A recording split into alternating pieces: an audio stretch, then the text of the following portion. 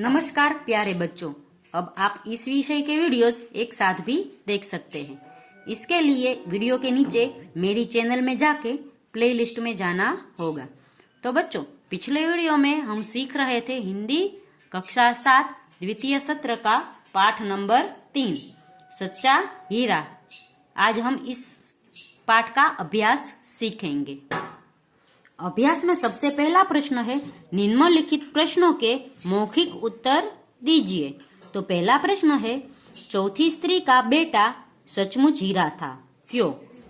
तो हम सबने देखा कि चौथी स्त्री का बेटा सच में हीरा था, क्योंकि चौथी स्त्री का बेटा बहुत ही सीधा साधा और सरल स्वभाव का था। सिर पर पानी से भरा घड़ा उठाए ला रही माँ को उसने अनदेखा नहीं किया। वह माँ के पास गया और घड़े को उसके सिर से उतारकर अपने सिर पर रख लिया।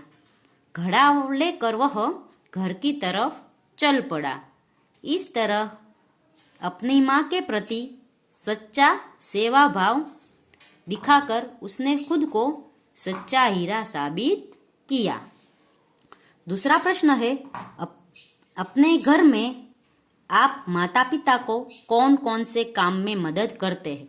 तो बच्चों, आप अपने माता पिता को कौन कौन से काम में मदद करते हैं वो आपको लिखना है। जैसे बाजार से चीजें खरीद कर लाते हैं, उन चीजों में शाक सब्जी दवाई फल तथा अन्य वस्तुएं होती है तो वो लिखनी है। घर की साफ सफाई में माँ की मदद करते हैं तो वो लिखना है।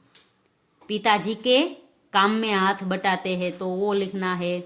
फिर धोबी के यहाँ से कपड़े लेकर आते हैं ले जाते हैं तो वो लिखना है। पौधों को पानी पिलाते हो तो वो लिखना है। પછી खाने पीने की चीजें कहीं से लाना ले जाना हो वो करते हो तो वो भी लिख सकते हैं। आप अपने माता पिता की कोई भी मदद करते हो तो वो आपको लिखना है। तीसरा प्रश्न है, आदमी सच्चा हीरा कैसे बन सकता है? तो आदमी में ज्ञान गुण होना अच्छी बात है, उसका वीर होना भी प्रशंसनीय है, लेकिन यदि उसका ज्ञान आचरण में नहीं उतरता तो व्यर्थ है। कोरा ज्ञान किसी के उपयोग में नहीं आता। अपने ज्ञान और गुण को कर्म में उतार कर ही उन्हें सफल बनाया जा सकता है। इस प्रकार कर्म करने से या बड़ों की सेवा करने से, जरूरतमंदों की मदद करने से ही आदमी सच्चा हीरा बन सकता है। दूसरा प्रश्न है, निम्नलिखित शब्दों के बाद में तुरंत आने वाले शब्द का अर्थ शब्दकोश में से ढूंढकर लिखिए। तो बच्चों, शब्दकोश में से देख के मैंने इस शब्द के बाद में आने वाले शब्द लिखे हैं और उसका अर्थ भी बताती हूँ। तो पहला है बपौती। तो बपौती के बाद आता है बप्पा। बप्पा यानी पिता।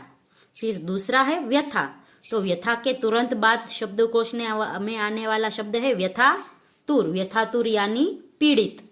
फिर है नियति।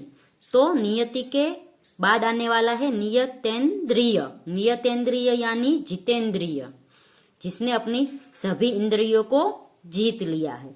फिर है प्रतिभा। प्रतिभा के बाद आता है प्रतिभाग। प्रतिभाग यानी उत्पादन कर, जो उत्पादक करता है। फिर है शौर्य। शौर्य के बाद आता है शौल्क। शौल्क का अर्थ होता है शुल्क संबंधी। शुल्क यानी जो हमारी कीमत हो उसके संबंधी।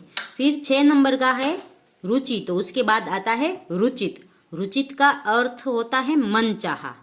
फिर 7 नंबर का है बांटना। तो बांटना के बाद आता है बाटा। बाटा यानी हिस्सा। फिर है क्षमा। तो क्षमा के तुरंत बाद आता है क्षमालु। तो क्षमालु यानी क्षमा करने वाला। फिर उद्यान है। तो उद्यान के बाद शब्दकोश में आता है उद्यानिकी। तो उद्यानिकी का अर्थ होता है बाग बगीचे लगाने का काम। फिर है अमन। तो उसके बाद तुरंत आता है अमनस्क। तो अमनस्क का अर्थ होता है अनमना। तो बच्चों ये सब शब्द है वो शब्दकोश में इन सभी शब्दों के बाद में आते हैं। तो हमने वो सभी शब्द लिखे और उसका अर्थ भी जाना। तीसरा प्रश्न है, कहानी की चर्चा करके छात्रों से लेखन करवाए। तो यहाँ पर कहानी हमें लिखनी है, जैसे राजा का बीमार पड़ना।